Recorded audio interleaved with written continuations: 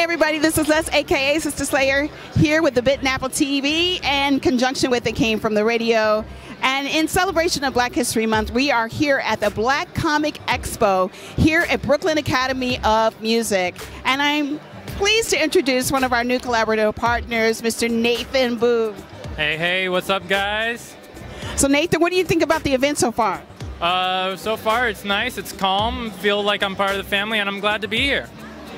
So not only we are celebrating Black History Month, but we're also celebrating those artists who do anime and comics. So with that being said, we're going to take a bite out of the Black Comix Expo, and we can't wait to see you soon. Take care.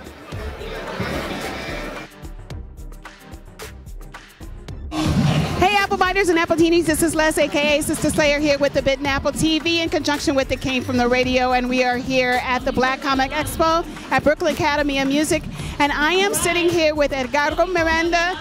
Can you tell me? Miranda Rodriguez. Miranda Rodriguez, and he is the author and I guess the illustrator of Writer, creator, and publisher of Borinquena. Borinquena. Can you tell me a little bit about your character?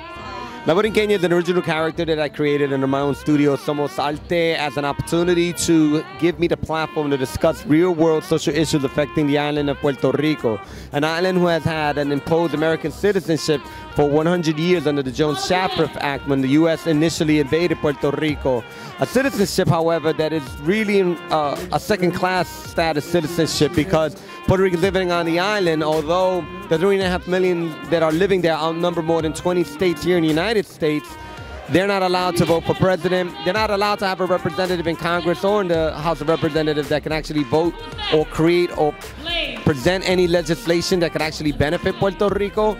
And the comic book is an opportunity to address these real issues that have been affecting Puerto Rico, like the crippling debt crisis, the Hurricane Maria that left the island in a devastated state where the United States themselves have not even provided the necessary resources to help Puerto Rico on its recovery on its path to recovery.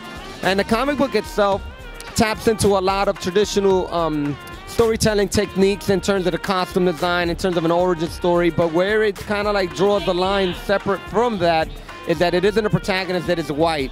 It's a protagonist that is actually the woman of color. The protagonist whose origin story taps into Taino mythology, the indigenous people of the island, a mythology that celebrates the goddesses and gods of the island, and of which actually give her superhuman and supernatural abilities.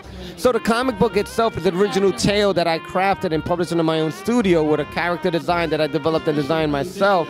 But it's given me the platform to speak on a national level across universities, museums, art galleries, community centers, public schools. And my book is a part of the Smithsonian Museum collection, as well as being a part of the New York Public Library collection and library collections across the United States. And it's more than an opportunity to tell a story, but to remind us as people of color that we have the power to create and cultivate our own narratives, create our own stories, and to also show the world that they can see themselves in our narratives and in our heroes as well. So one of the things that we were discussing just about the Puerto Rican culture and everything is that a lot of people, me included, I was raised in Missouri, but the Puerto Rican people come in all different shades and colors and everything. Are you going to introduce that? Because I realized that part of the problem that we have about color, even within our own community, is that once a place was colonized, we tend to degrade the one that is not so acceptable, you know, the color that is not so acceptable, or the one that isn't. And this is a big issue in the Latin American community. Can you tell me if this character is going to address even that issue in the comic book? Visually in the comic book, you're going to see the true diversity of what it is to be Puerto Rican from the experience of a family. Within her own family, you'll have a mother who is actually on the lighter side, and you'll have her father who is actually on the darker side, to show the mix that already naturally exists within the Puerto Rican community. Now, that is not to say that there isn't colorism in our community. That is not to say that there isn't any internalized oppression in our community, or self-hatred, or anti-blackness, because there unfortunately very much is. But this book is not there to ignore, but rather celebrate the beauty of the diversity of our heritage, and in doing so, help raise awareness to real-world issues. And the book actually, through the telling of her origin, you explore her family, you explore her connection to the island, and through that connection, you actually see the true diversity that exists there. I'm not writing the book from a perspective to be very preachy, very hand heavy in terms of like its message, because the character herself is a college student, so you're kind of like seeing the world through her eyes. You're kind of like growing in your consciousness through her development as a character, because I'm a 47-year-old man, but my narrative is different than that of a girl who's 20, because she's still growing, and my readers I expect to kind of grow with her through the narrative and through the storytelling that I'm capable of doing with my own books. Well said.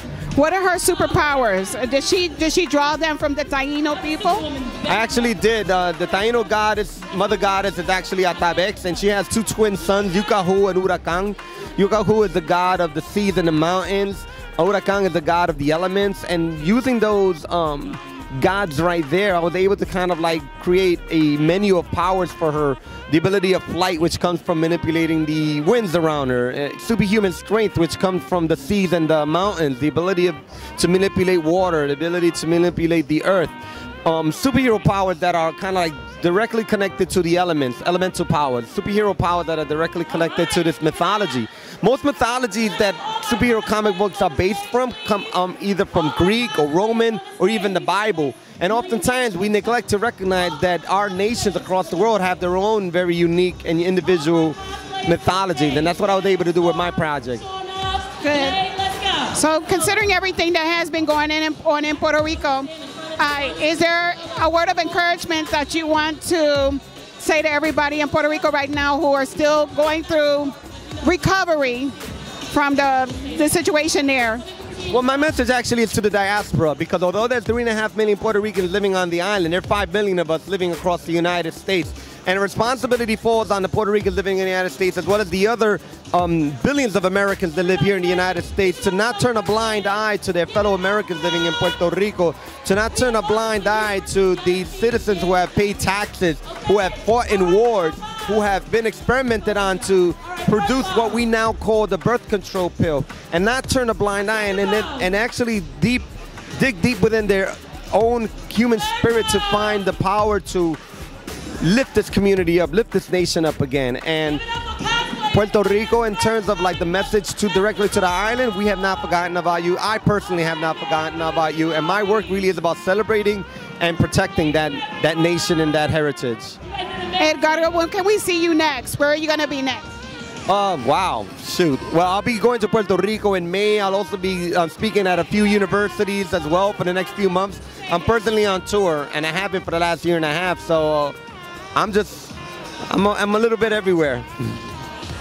This is probably one of the most politically fused interviews that I've ever done, but it is very vitally important so that people out there who don't know about the struggle of any person of color that's living here in New York City or anybody that's living in Puerto Rico, now you know. Me as a child that was raised in Missouri, I didn't know about anybody that looked like me living in Puerto Rico, or for that matter in the Dominican Republic. So to hear this, I want you all to understand that you got to know a little bit more about your history.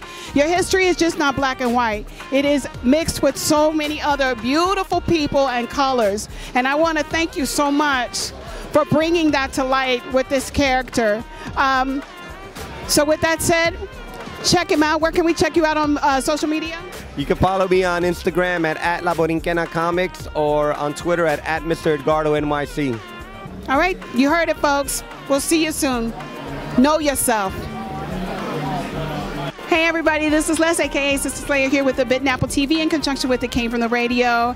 And we are just now wrapping up at the Brooklyn Academy of Museum for Brooklyn Academy of Music for the Black Comix Expo. Today was Nathan's first day. How did you think you did today? I think I did okay, but I'm more happy to see all these different cultures come together, celebrate comics, anime, different TV shows, and just the nerd life in general. Amen for that. I want to give a special shout out to Noir Caesar for this beautiful gear that I'm wearing. Check it out. It's Black Panther, y'all. Be Still My Heart, Prince T'Challa. We'll see you soon.